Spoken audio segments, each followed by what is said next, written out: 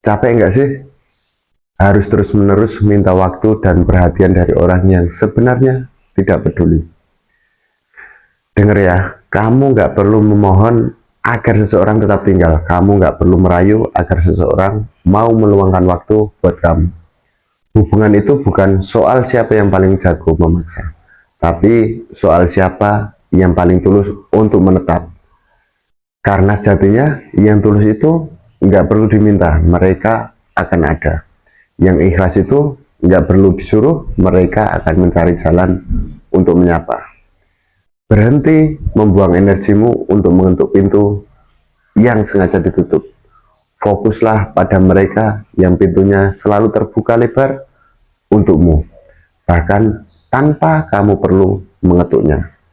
Ketik ikhlas di kolom komentar kalau kamu siap melepaskan mereka yang hanya datang saat butuh saja.